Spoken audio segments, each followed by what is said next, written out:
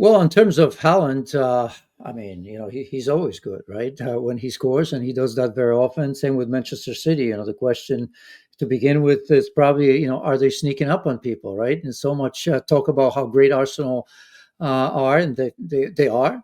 Liverpool, my goodness, right? One win, and all of a sudden they were second before, second or third. So, but look, Erling Haaland's superb. There was a time where I sort of knocked him a little bit because it always seems that that all he does is score, and he does that at a great rate, and nobody should complain about that, including myself. But I always felt that it's good to do something else. And today, I'll tell you what, this first 45 minutes, I mean, that was the best all-around game from Erling Haaland that I've seen. Willing to combine, work, hold on to the ball, play one touch, press, and just about everything. So that's important. Not just about the win, not just about the two goals that he scored. That's 13 in the Premier League right now already, but just the fact that he can do more. Now, how important is he at this moment? Super important, and that, in a way, may be a worry to a degree, right? I mean, it always seems to me that they've been over relying on him. And here's a man that scores all their goals in the Premier League.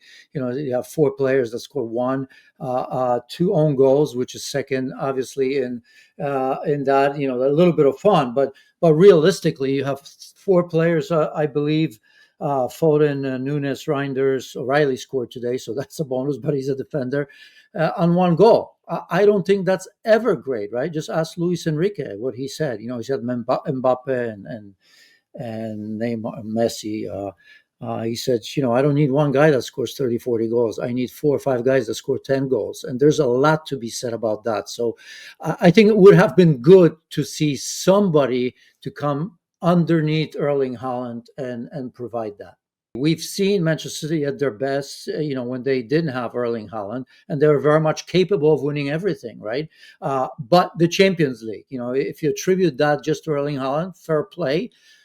I think that even if Erling Haaland didn't go there, Manchester City could have won, something like that. He wasn't just the final a product that won that league all by himself. There are just so many. So it is a worry. It's always a worry because you look around and you say to yourself, well, who's going to become that? The good news for him is the game. I don't think they've changed the way they play, but I think the emergence of Ryan Cherki is very, very important. We saw his brilliance against Swansea in the League Cup. Okay, Swansea away, but it wasn't an easy game. Today, the 2 assists to me are significant. You could easily see, well, he's replaced Kevin De Bruyne because that combination between Erling Haaland and Kevin De Bruyne was absolutely outstanding, right? It was different to me a little bit because Cherki plays much closer. I think they combine a little bit more shorter. The intelligence of Cherki to release him on these 2 goals is a little bit different, where I've always felt that De Bruyne at times wanted to cross the ball to Haaland so much. Probably in his head, he said, well, we got to give him some service. He drift out wide, and we've seen some great crosses to Erling Haaland, which Cherki doesn't do that. I almost think that in a way, Cherki brings Erling Haaland into the game a little bit better. Right? And today, that was a great example of that. First goal with a little bit of a header, second with that shorter pass to get him through, because that's where he feels at his best.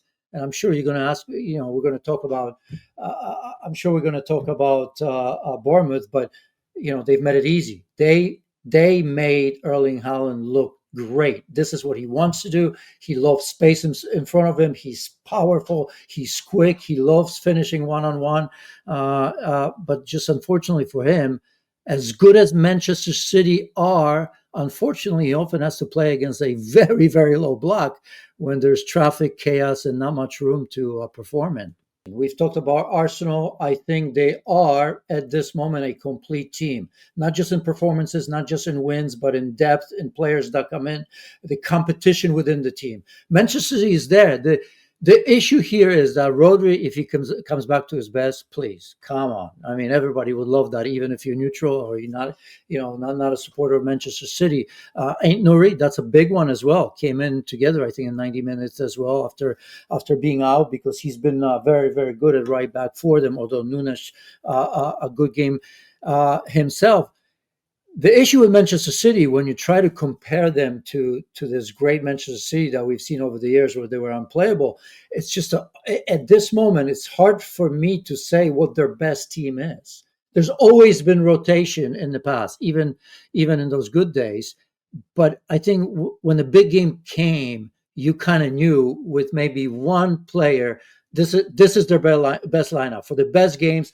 Bernardo Silva is going to play outright because he can chase people and he can be a playmaker wide, and Gundogan's and everybody else, Rodri, sure thing in the back. You knew it was going to be Stones and Rodri and Kyle Walker when he was there.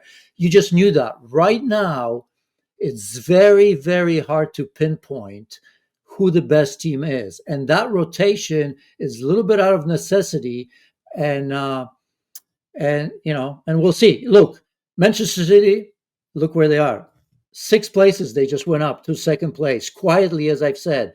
But we'll find out a lot about Manchester City, how good they really are in the next 3 or 4 games, right? Borussia Dortmund, Liverpool at home, obviously next weekend. And then I think they're going away to Newcastle as well. So we'll find out quickly. It's not the old Manchester City, nowhere near just yet. I shouldn't say nowhere near, but not that team that's just going to dominate you and finish it. But look, I mean, second most goals scored, right? I mean, conceding, but it's not terrible, right? I mean, it wasn't a great start for them. So you'd like to think that with the players that they have, I think they're going to get that right. But with Pep Guardiola and some of the new players just coming in, right? I've mentioned the likes of Cherki and Ain't Nuri now back to his best because he was already good, and O'Reilly, Oscar Bob's already impressive as well, still a young player. I mean, it'd be irresponsible, certainly for me, but for most, to say that at this stage, Manchester City has no shout for it. And as I said, I mean, if Arsenal keeps this up, it's like sort of City and Liverpool of old. You can't afford to lose one game. But if there's a hiccup for Arsenal, more significant hiccup, I think you'd have to say that City are in place there to perhaps challenge in the end. No, no. I mean, yeah, the naive. They were so naive, and with Erling Haaland, the high line, and it wasn't just on his 2 goals, right? If you remember, right after the second goal, I think Nico O'Reilly went through one-on-one, just played the ball across, and that could have. Phil Foden was probably thinking that he's going to score that, and there were a number of occasions when they did that, but. I'm not disappointed because I love Iraola. I think he's playing with house money. I mean, he's shown himself to be an intelligent manager with principles, one that's a very good tactician, normally disciplined, but, one that came to Manchester City and says, you know what, we were second in the table. We can win here. And remember that goal that, disallowed. It was a close goal 50 seconds into the game. Just before that, almost in the beginning, they had half a chance there. So yes, you can call that naive, but if you're Bournemouth, after losing so many key players, when the manager has to introduce 2 or 3 very, very young players into the lineup and still look successful, I'm kind of happy for him because if you're going to lose, I mean, look at this team lost 2 games so far, and it's just Liverpool and Manchester City. No shame in that for sure.